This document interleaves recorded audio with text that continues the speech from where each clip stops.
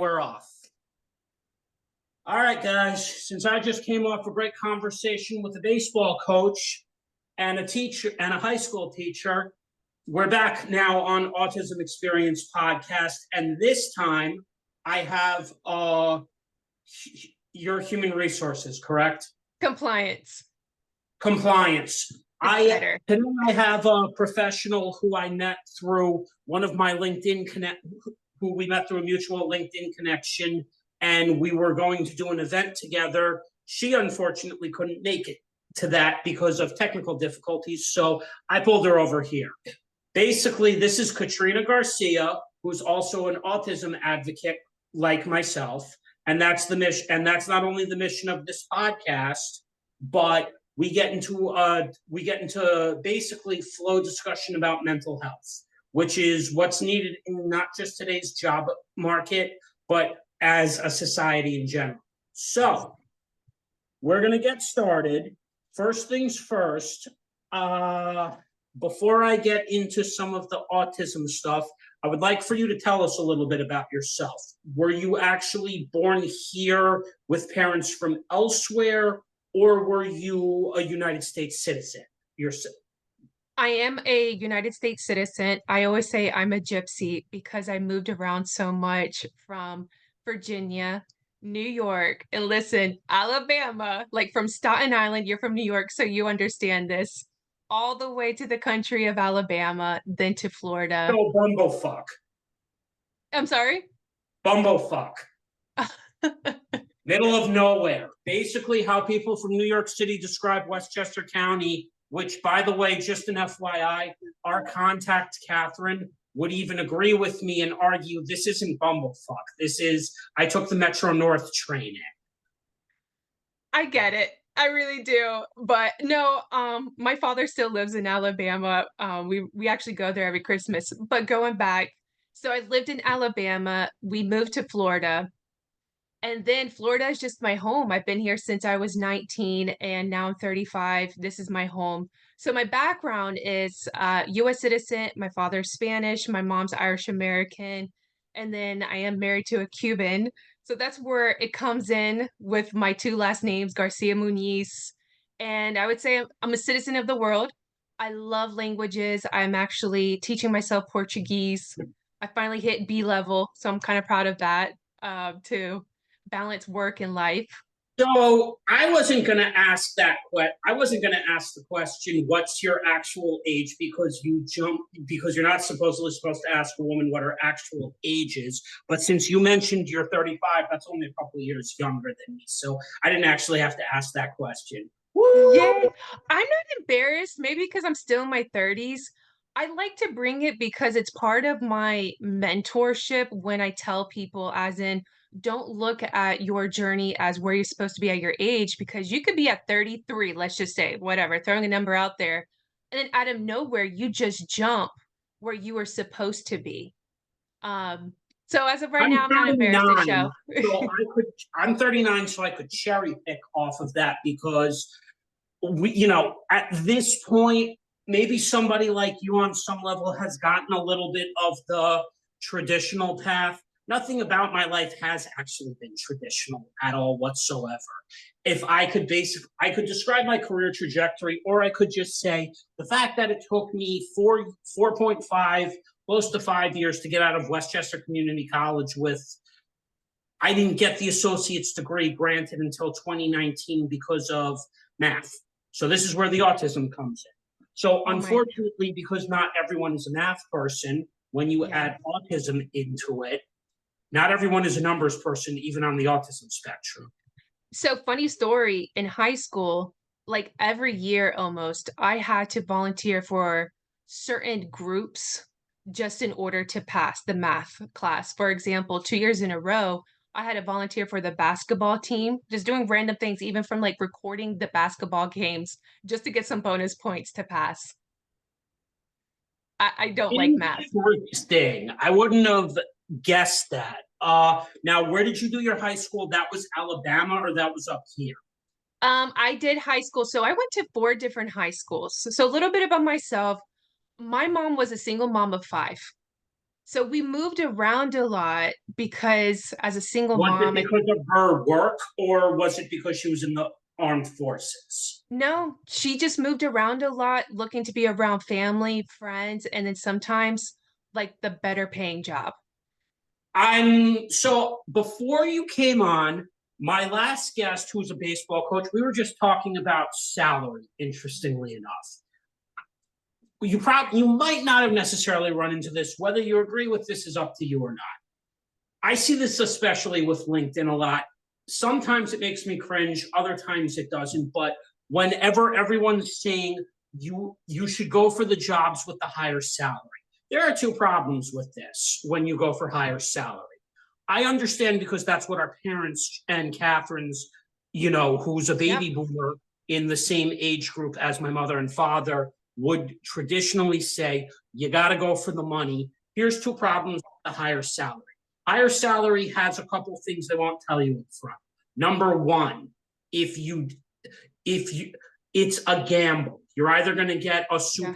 superior, a manager, or an assistant manager who's either really, what's the word I used? Insecure and, checks in with you every 5 minutes, basically micromanagement, especially if you watch sports. Look at the New York Jets and the Dallas Cowboys. That's a good example of micromanagement. Last one. Oh, that is so funny. My brother's a huge Cowboy fan, and they finally won. A little little side note on They haven't Thanksgiving. won a Super Bowl since Troy Aikman, but my I point is know. when you get the president of the club in this situation, Jerry Jones, who's constantly meddling in everything football related instead of just signing the checks, what happens? Business goes It's down.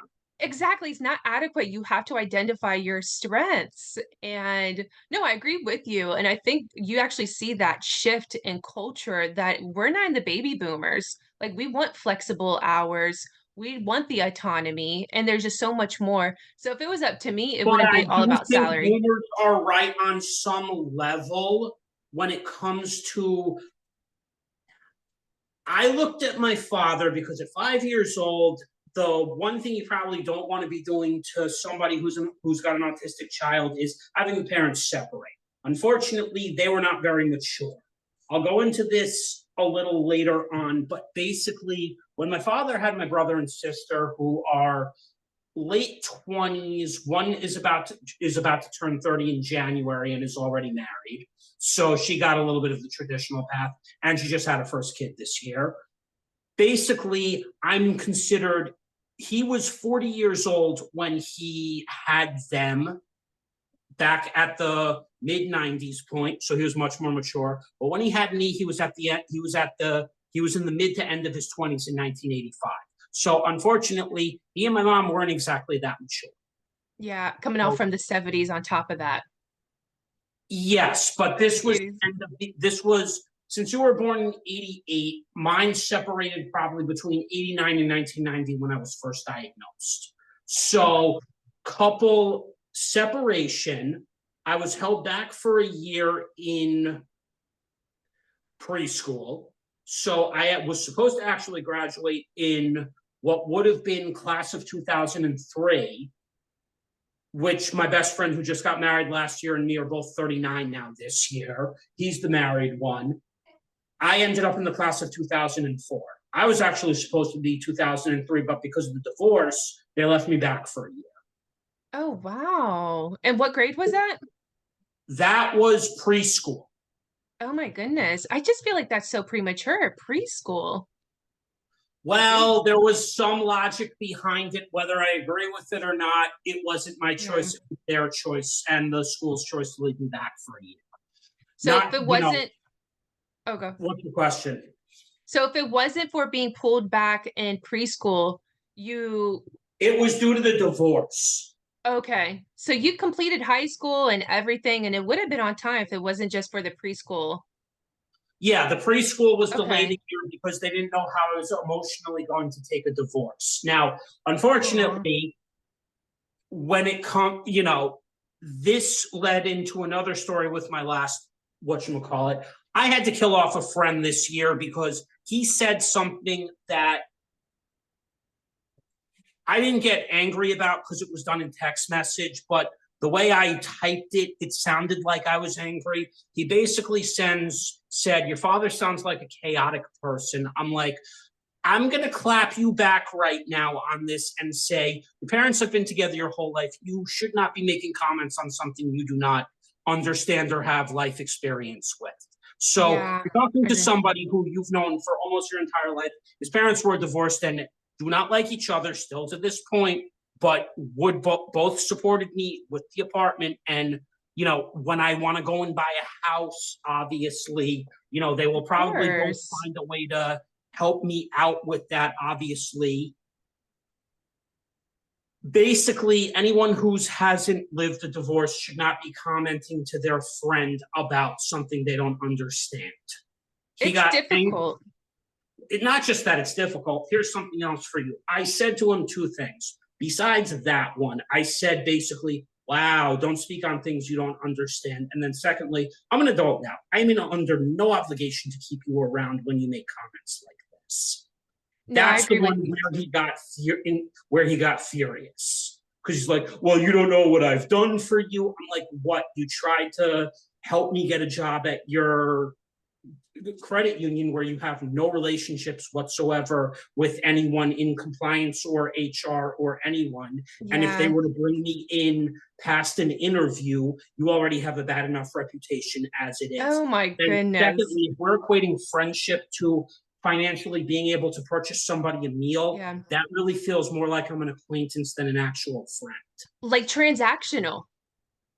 This is a problem. I want to say something. You can agree with me or not, but our generation has a couple problems. First and foremost, how do we define friendships? Yes. Oh, I think we're like going through the same thing. Not every friendship should be about what the hell can I do for you? Yes. Well, look what I can cover a meal.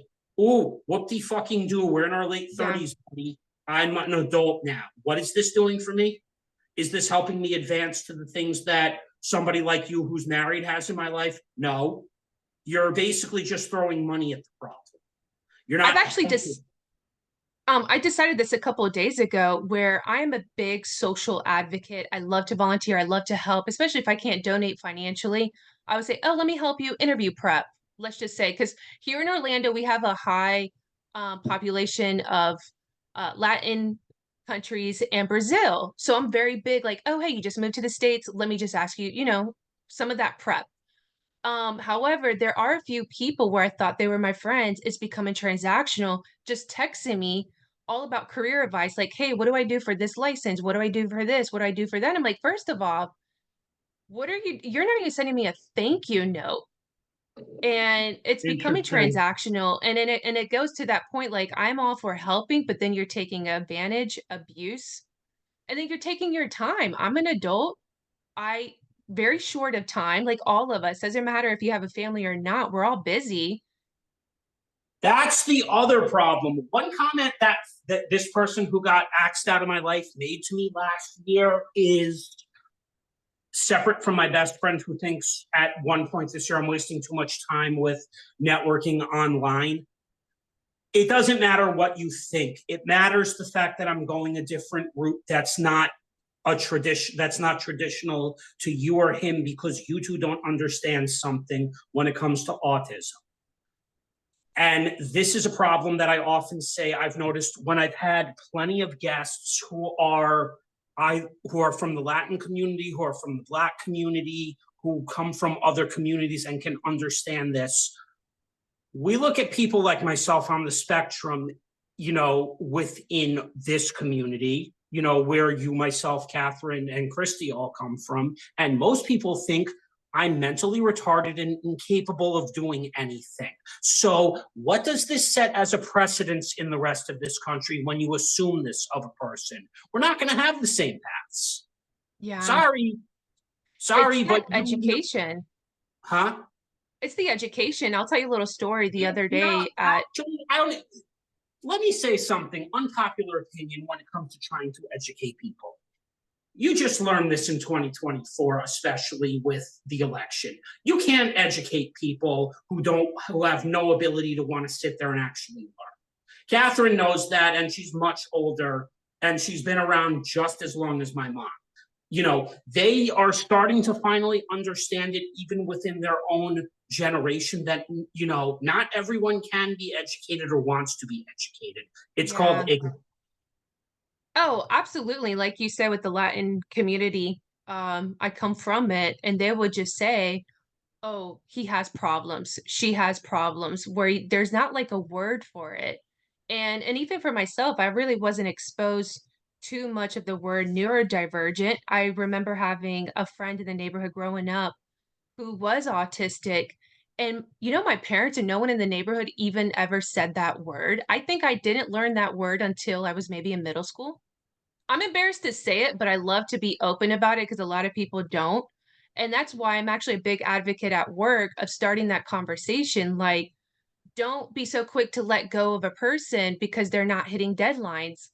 First of all, ask them if they're openly saying, "Hey, I'm ADHD," don't write them off and just say, "Oh, that's a lie. They just don't want to have no accountability."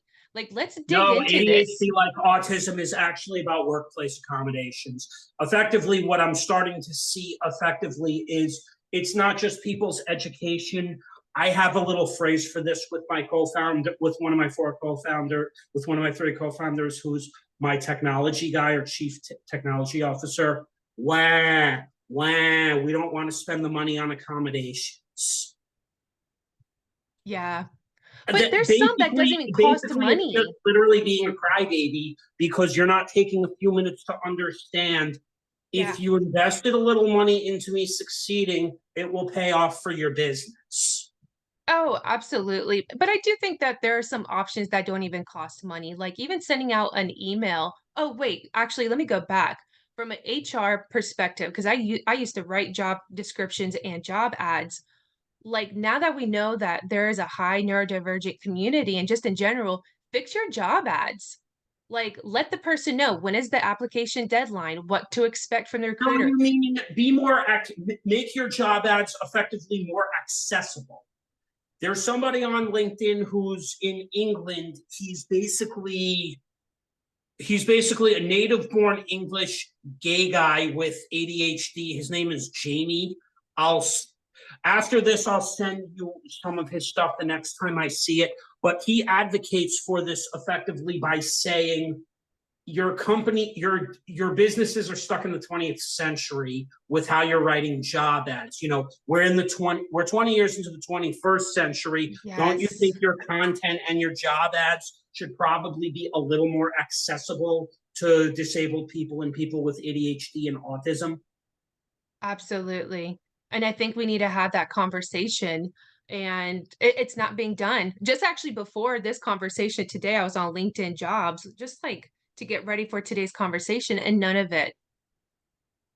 Do you know I what's mean, really embarrassing? Listing your job as remote, but then you have a location.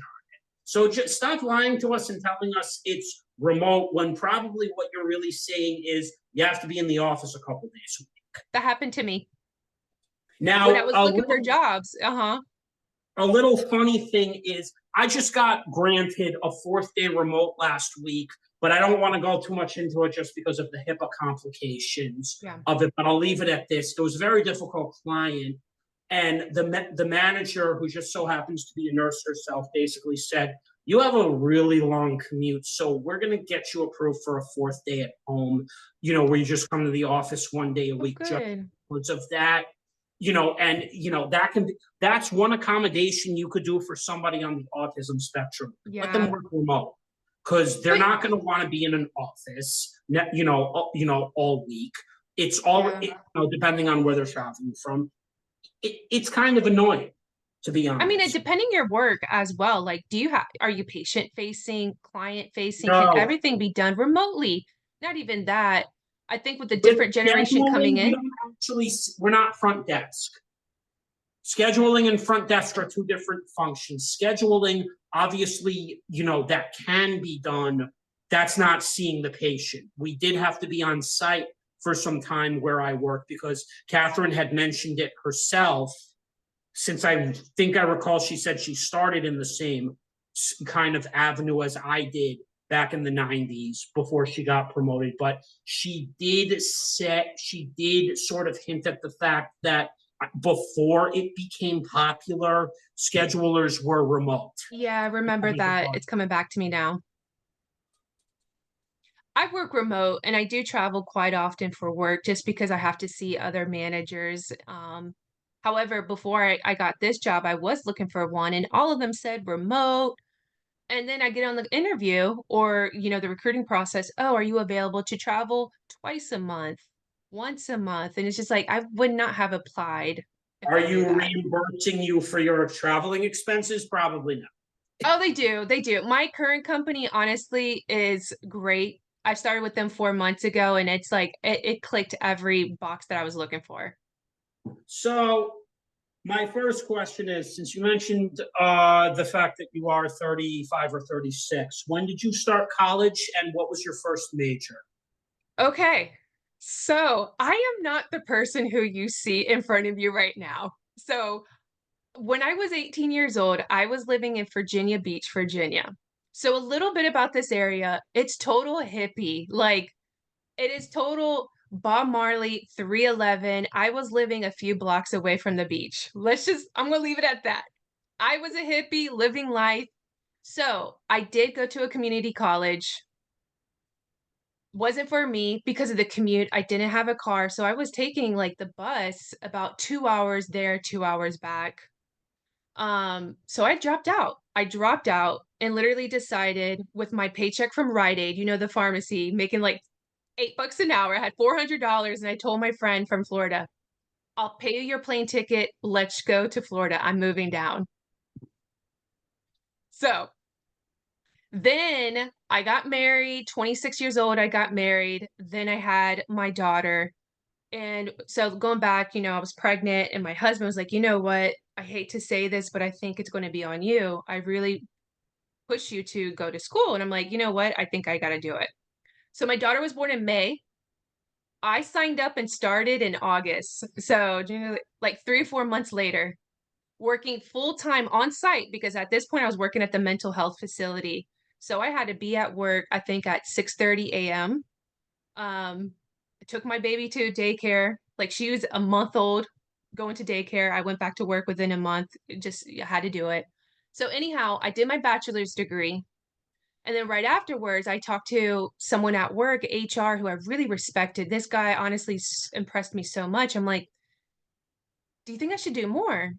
And he said, do more. At this time, you're already into your groove of school, do your master's. So I graduated early December and then started my master's degree 2 weeks later. So, like the first 4 or 5 years of my daughter's life and being a new mom, I was in school the entire time.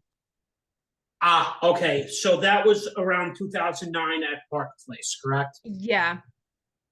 And that's where I So the was viewers working. are aware I'm actually looking at your LinkedIn at the same time. No, it's fine. It's fine just to get to know my process. And at that time, yeah, I was working in the office, which was like a 45-minute commute. So I know all about the commutes. And now working remote has just been such a lifesaver. So interestingly enough, I'm going to be going into a content creators pro. I'm going to be going into a program with one of my friends who's a creator and career coach herself, and she lives in Jacksonville, Florida. The program is actually going to be about how to monetize, your content, whether it's LinkedIn or whatever platform you are on. And Ooh. anyway, this is an investment for me. Like you mentioned, the fact that I don't have to be on site 5 days a week, money gets freed up for things like this, which is a good thing because, there's a point where you do need, where like you're doing with your career, I have to do this with my trainer with my autism. The first part of the investment was doing a project management 8-week class, for the CAPM or PMP exam. The second part of this is now to go to a program where I can learn how to monetize the content and start to create a little bit Oh, of an that's interesting. income for myself, but the service is going to be attached to the podcast. So now the focus of this podcast is not only mental health, but it's selling a training service. So just like you having to reskill, could I reskill in my career? It all depends because I have a lot of creative skills that have come out now through the process of doing a podcast for 2 years. So I can write better. My content, from what you've also witnessed, is a lot deeper and more thought out. It reaches the right people. I enjoy your posts. First of all, you don't use AI, which I so appreciate because you read some of these posts and you're like, this is not the person I know. No, because you know what it is. I made a decision when I did all of this, because I looked at all those same posts that you did. I made a decision and basically said, and I've been commented on by 3 to 4 people, which includes Kathrine in this. 3 of my biggest guests before you came on. Last week, I had the co-founder and CEO of Knowledge House. And last year, I had Billy Samoa Salaby, the founder of Spotify, who worked at big companies like Tesla with Elon Musk.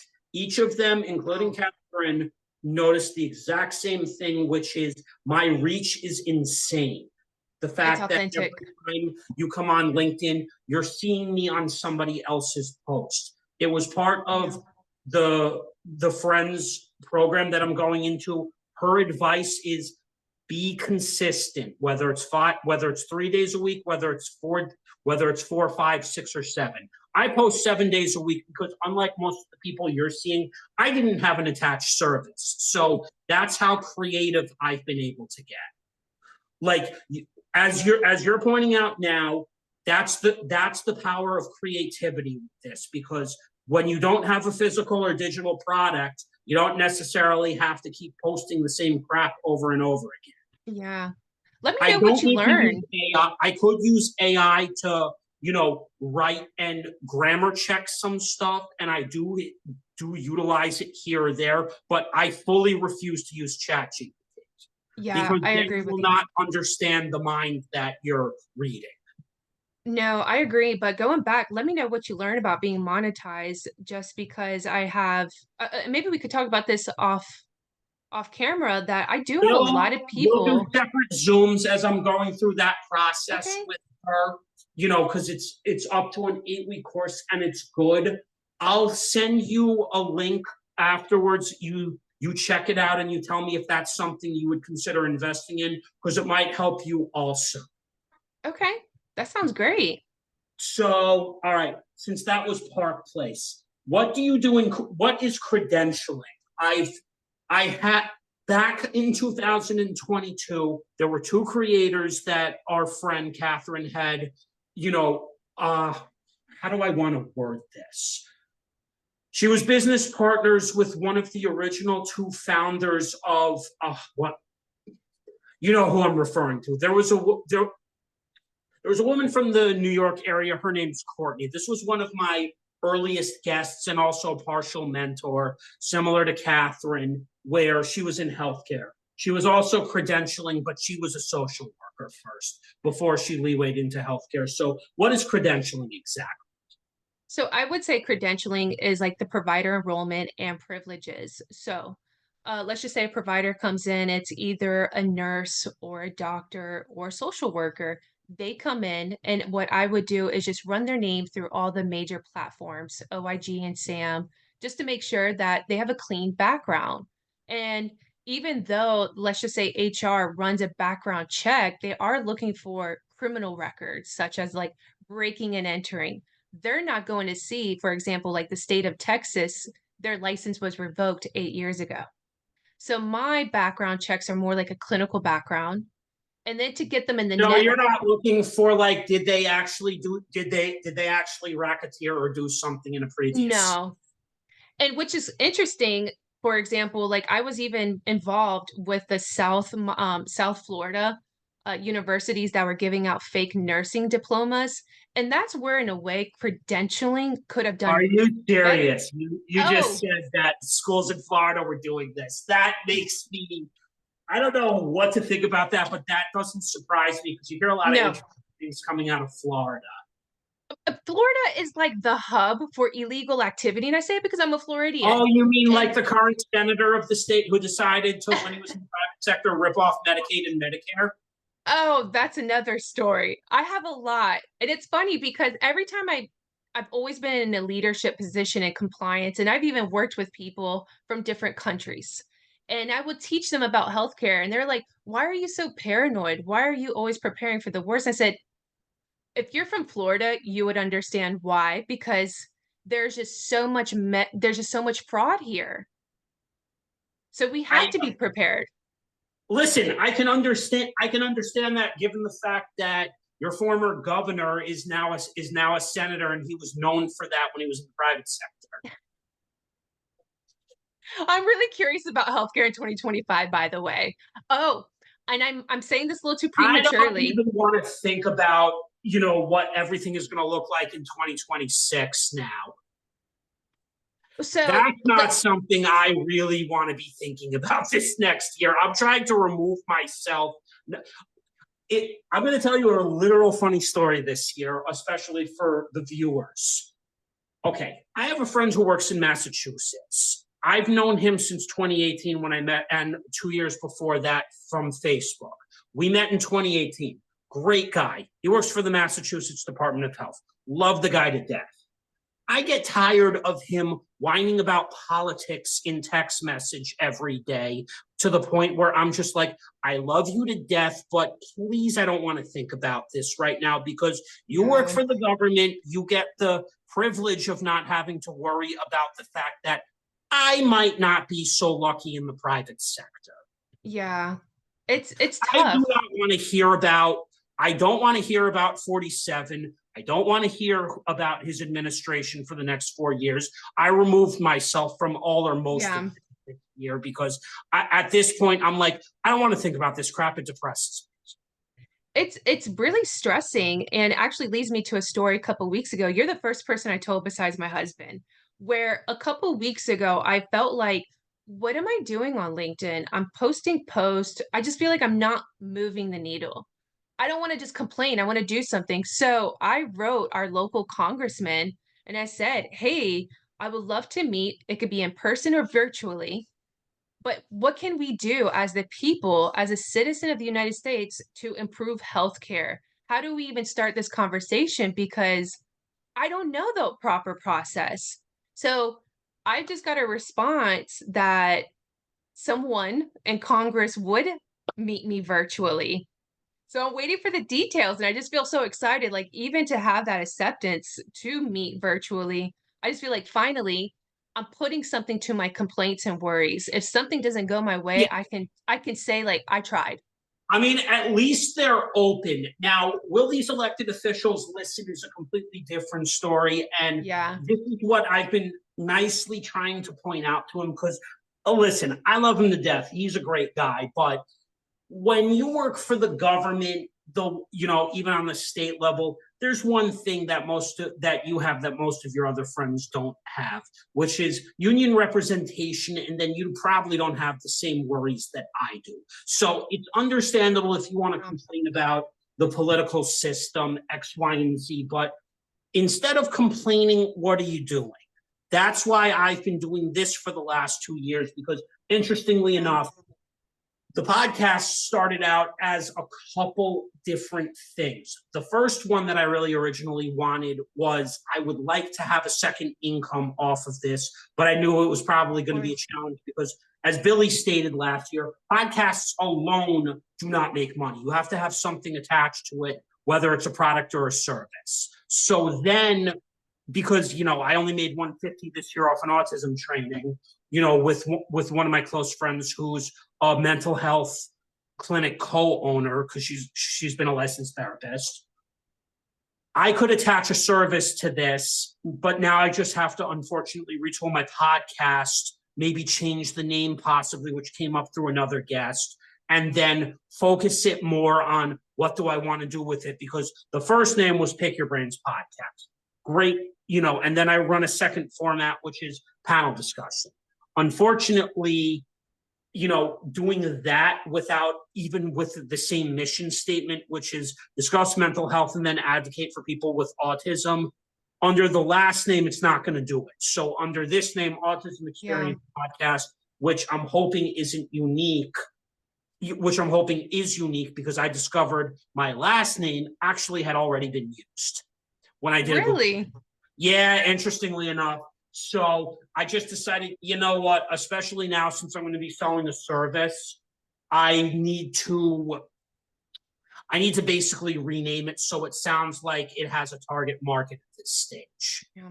But good for you for doing actionable items, like for not staying still and just not. Well, I, like what he and the friend that I got rid of basically just did is all they basically did was this. It's like, you know, I have a limit on this now to where I'm going to Me listen too. to people, not just politically, but since I basically live in a single unit apartment by myself and I don't have, someone to share a life with, at some point, I'm going to have to start doing something for myself first so I can achieve those Yeah. things. And unfortunately, the answer for me right now, as much as I would like to say it would be getting a promotion, there's going to be more responsibility for that. And in my current Yeah. role, even though the wages are I get 4 days a week home, which is a plus, which means I can save money, which financially means everyone thinks, oh, well, don't you want more money? More responsibility, more money, micromanager, less time for this. Yeah. And that stress. My And goodness. I don't want that. I'd rather just listen to an angry client on the phone for what I'm making now currently remote, where at least I can say, I'm sitting in my apartment and I don't care what's Yeah. going on right now. Whether this gets viewed or not is another story, but that's where the power of editing comes in. I Right? love I'm actually Kathrine, learning but about because it. she did that live, I had to be very careful with what I was going to say. I was about to say, I'm not a huge fan on the live just because A, it's live, but I do like the power of editing and I've gotten better where before I used to say a lot of filler words. Self-investment, that's where That it was me at comes. the beginning, and trust me, what you're seeing now versus when I started the whole thing is a lot of time working on not just writing, but I consume a lot of YouTube content. So I'm doing, you know how all the influencers on LinkedIn will sit there and tell you, don't binge Netflix. This is my answer to that. I watch Netflix. I watch up to 20 to 40 YouTube videos a week. And this has helped me be able to do something like this and get over the nervous ability. Yeah, I would definitely say listening to podcasts has helped me immensely on my speech, on just staying cool and calm and collective, and not even that, like, gathering my thoughts and just trying to make it more solid. Not that I'm saying I'm persuaded from podcast, but it makes me like, "Oh, that's what I'm thinking. Oh, okay." Most of my current structure now that I'm even showing you, have you ever watched the Dope podcast, Diary of a CEO? No, send it over to me if you get a I will. chance. Stephen Bartlett is a lot younger than us, but watching this guy and how he talks to guests, I didn't take from him, but basically I structure myself with conversations similar to that now, which, Okay. he became a good example for me in terms of being able to bring on a big guest. Now, three things with the following three people occurred, on my recordings. Last year's recording basically said, when I see you comment on people's LinkedIns, the one thing that stands out about you that is appreciated and that has taken you far when not just posting content is whether you agree with it or not, you go onto their post, you act very civil, you present your comment in a very constructive, nice way that's Yeah. transparent to the person who would be viewing the comment, especially with the bigger creators, because most of them, minus our mutual, who's very knowledgeable and has the experience, most people our age, I'm going to be honest about something, half these people should not be career coaches unless they've served the amount of time in the workforce that we have. Career coaches to me are the new, what is it called? The ladies that used to sell pharmaceuticals from like a decade ago. What is it I called? have a better I have a better analogy for you. Tell me, tell me. College career services making money. They're making money off something they did if they worked in the post-secondary industry. Basically, if you were working at a college, some of them figured out they could make money off of it, or basically recruiters who were getting tired of not making enough money or commissions at a sourcing agency, got into doing something like this. And there's nothing wrong with that. You should be able to make extra money off of it, outside of your regular parameters. Oh, absolutely. I'm actually a big advocate of career coaches, but Career now I just feel coaches like are it's fine under the saturated. following circumstances, and I use this example a lot.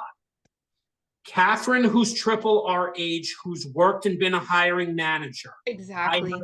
no problem with this one because you've been a healthcare executive.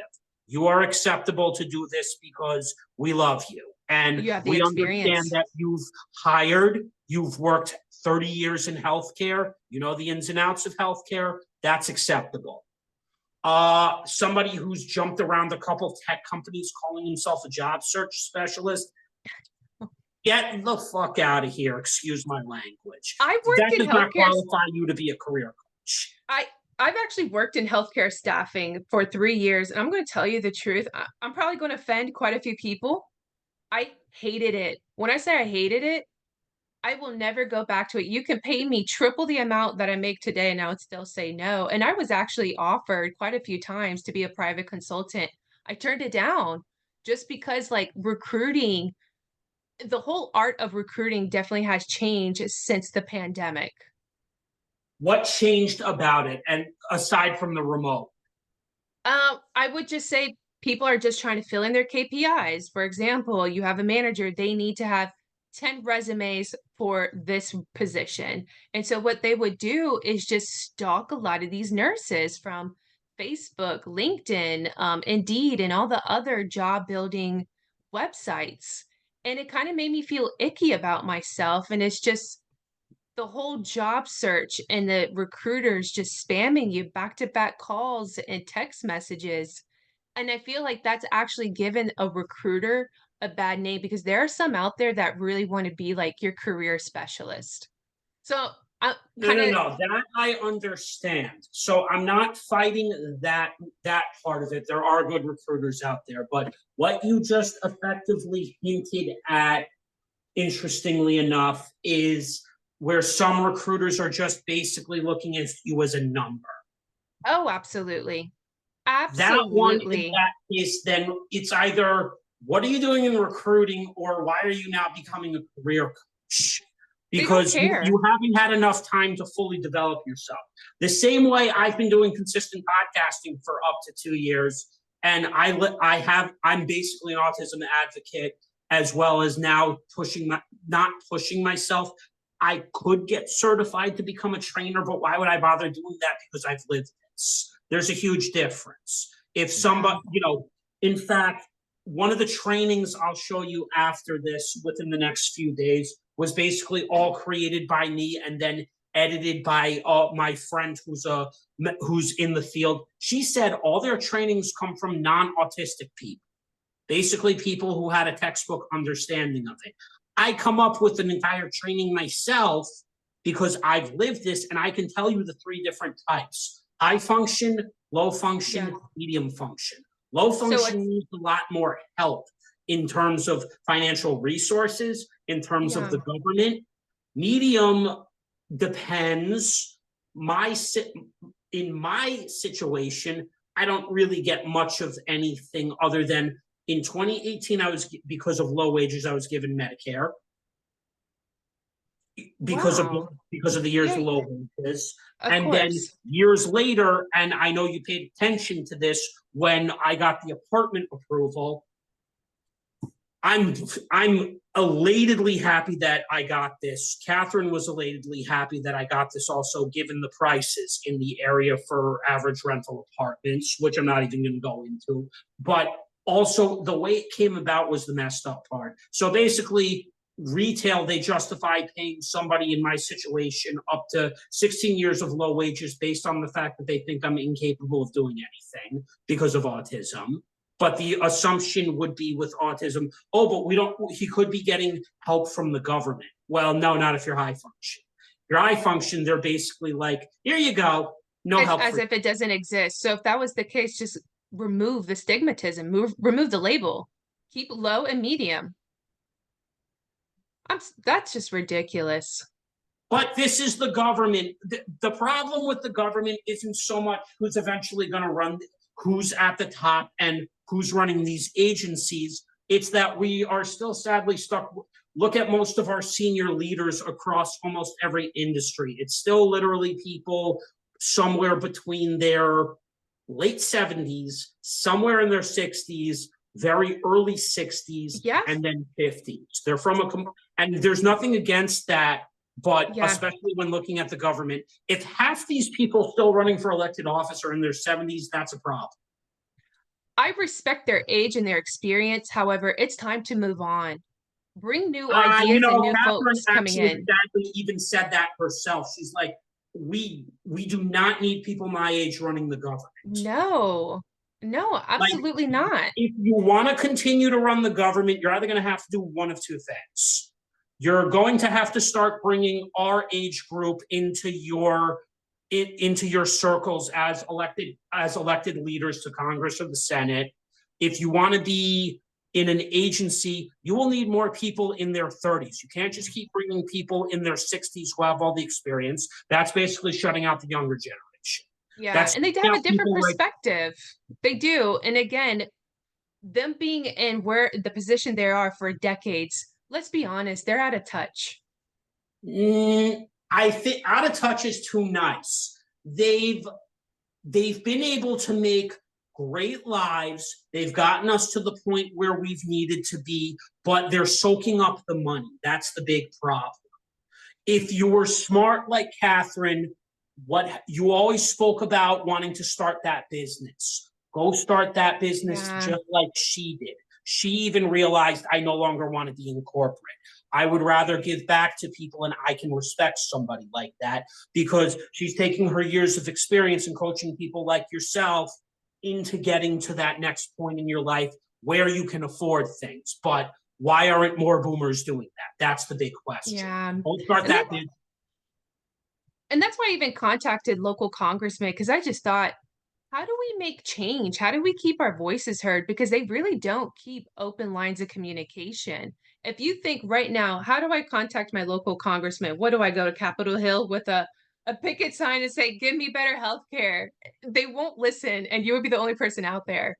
So that's what I'm actually really interested in. I'm going to definitely keep you updated how those meetings go, hopefully. And I would just love to share with everyone, this is what we can do. We got to get our voices heard somehow.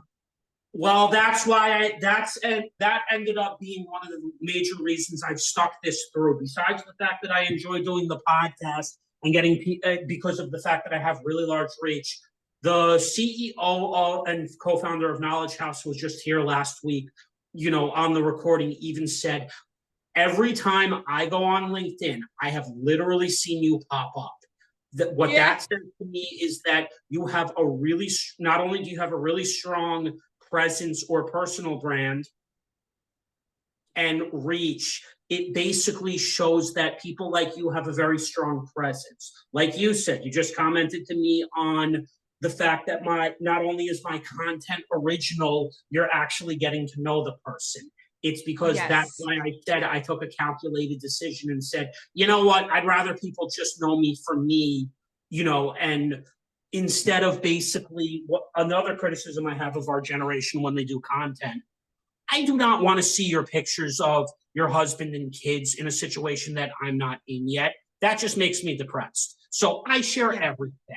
I let you know when I'm happy. I let you know when I'm not happy. I let you see when I'm sad, or frustrated. I believe in sharing, every part of the journey. It's gotten respect from people, contacts within the real estate sector, within, name a sector. I can basically tell you I've probably been on all their posts and they can see it. They can see the genuine person. And what do you think about quality connections? Because I've seen people with astronomical numbers, no engagement, where if you look at my connections, You I'm mean like where they're basically 4,000. kissing the content creator's ass? Excuse my language, because I might get censored for that one.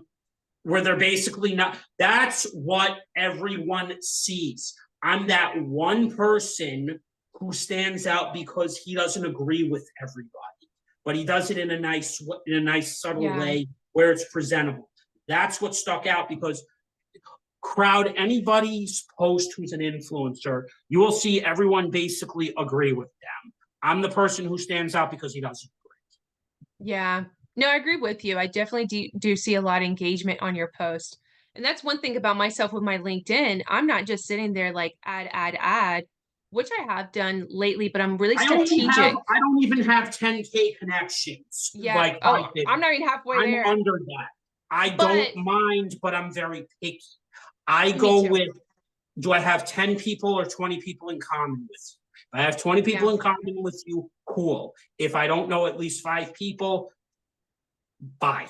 Yeah. And not even that, like in the engagement too on the post. If you look at all my posts, I do have several comments and likes. And I'm obviously not living for likes.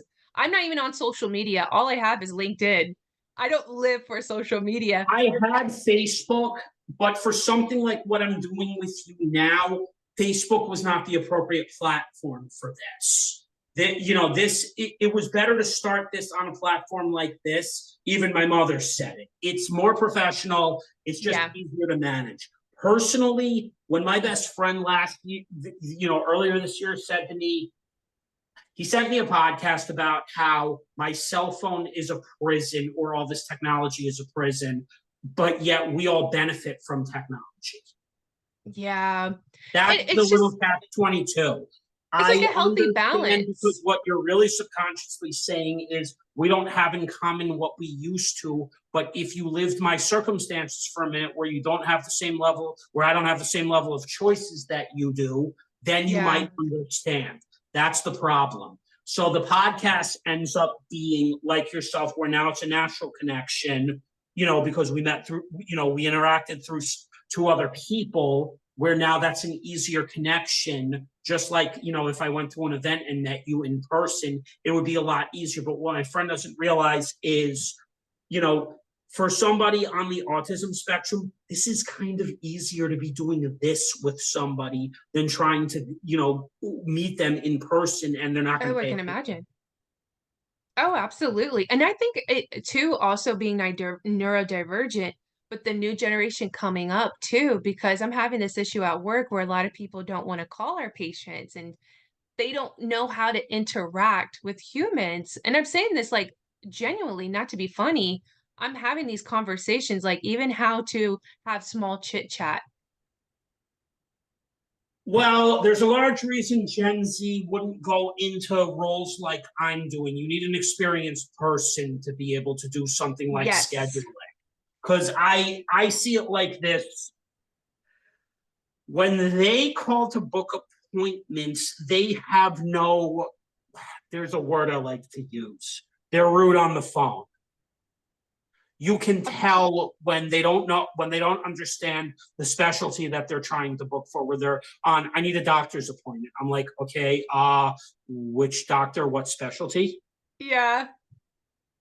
You're hand holding the conversations. And that's where, again, it's not ageism, but this is a conversation that I managers. think the phone has a little too much to do with it, but it's honestly, it's not their parents Gen X's fault. Nobody is really taught social skills at a young age. Our No. parents used to think, if we bring you around a large group of people, that's better for you. Not always. You need a couple people that you can relate to first, where then you can build the sociability. Yeah.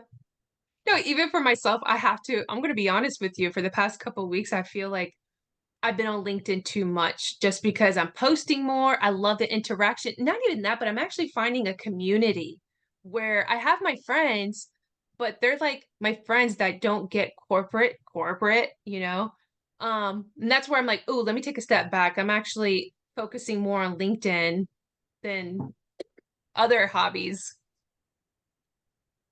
Because it's like me, it's not that LinkedIn doesn't consume us. It's just we're deciding how to use our time. Yeah. That's And what most people, I got that complaint from my best friend, and I'm like, instead of complaining to me about what you see me doing, why don't you try to understand the logic or why I'm doing all of this?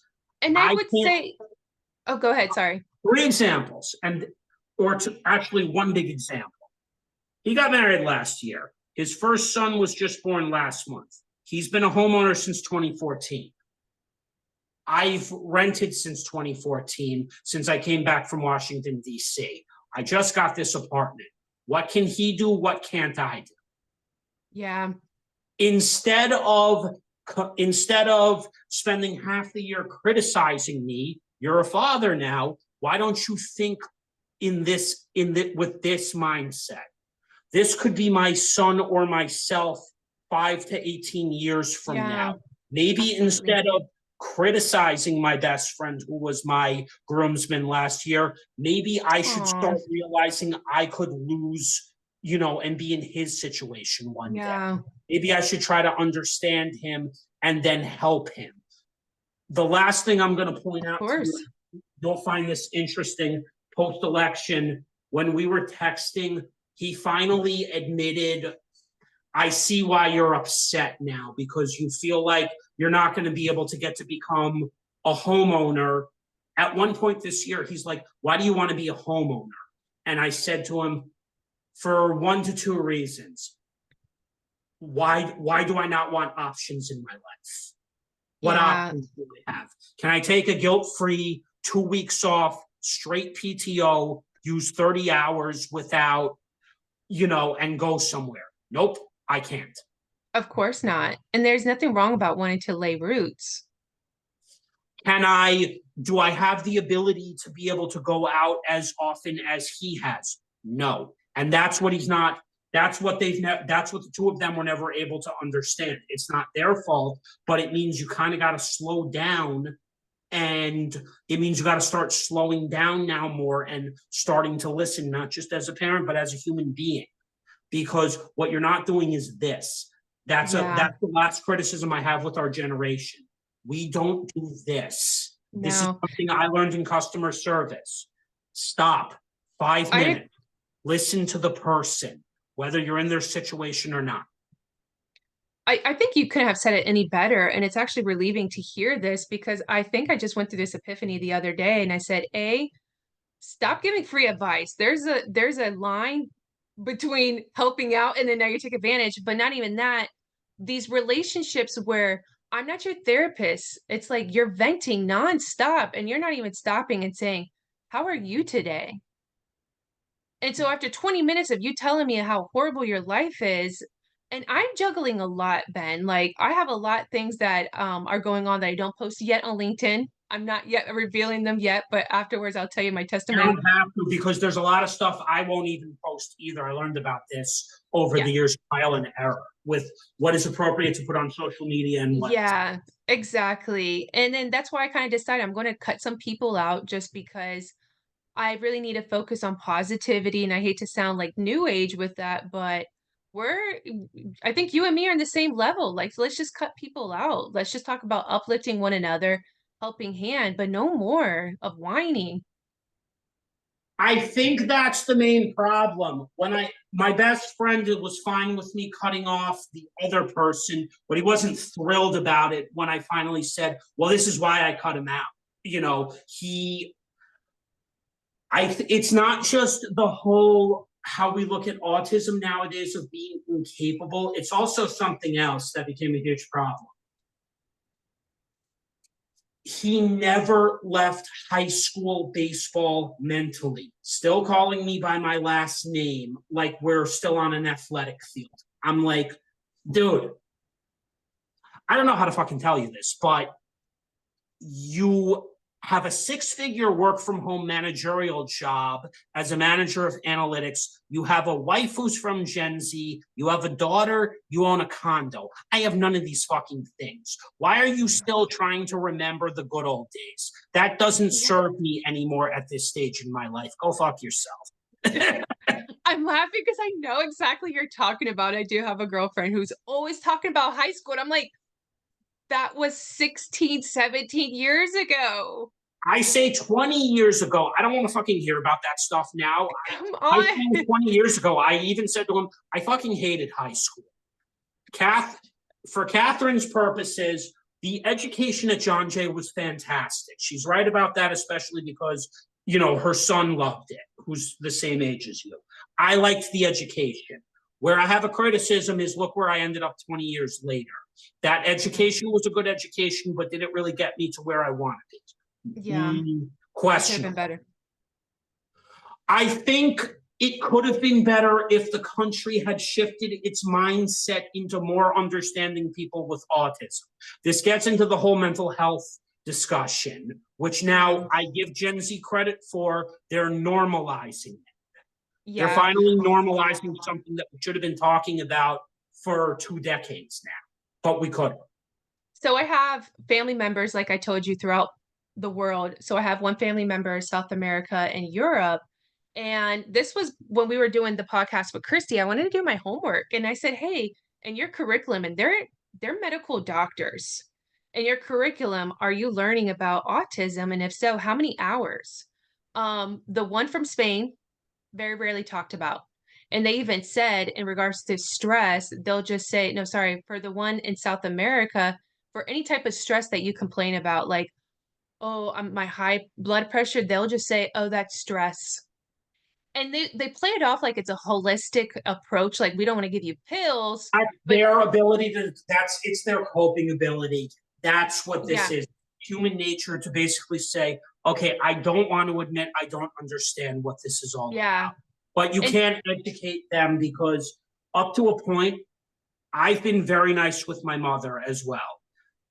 And I've said, she understands. My father has gained more empathy now and he does understand. But unfortunately, the thing they're not accepting is basically everything we did for our children, and they can't get the things that we had at their age. They're having a much harder time accepting this. And it's not always something the salary can.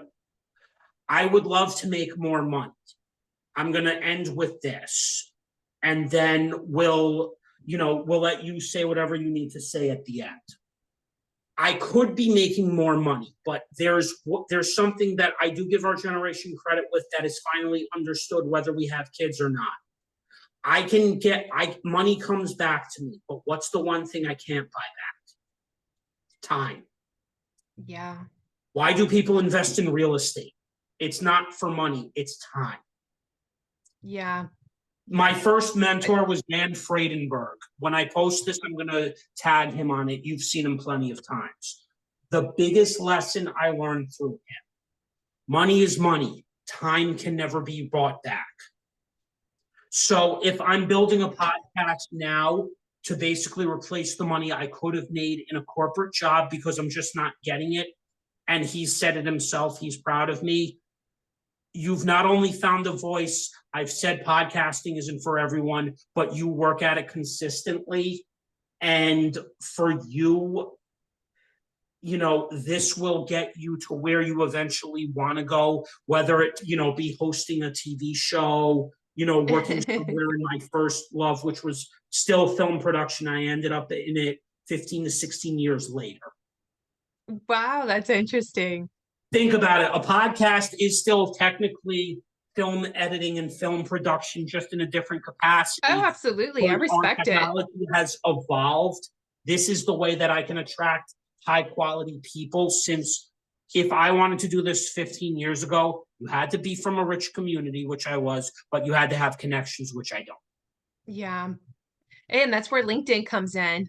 Oh, but going back to the time, real quick, because I know we're running close to the hour. So this year, 2024, I did have burnout, like burnout where I was actually to the ER twice. Once, they didn't know what was wrong with me. They told me, "Go to another hospital because they have better equipment." And no one called me, no one texted me, and I'm old school, like, bring flowers. You know how it is, like, in the old school, someone's in the hospital or, at home, Yeah, send them flowers, send them food, whatever. No one did, and it wasn't like I was looking for a sympathy note, right? However, it really hit me like, wow, all the time I invested in work and this and that, where is it now? And I felt so bad because I'm like, how many family meetings did I miss? How many times did I yell at my family, do this and do that? And for what? I wish I could take that time back. I wish I could get the last 10 years of my life back. And I would tell you two things that I would do differently. I would go for a computer science degree, or I would do something more technical that would have put me into a more stable point now where I could take this risk.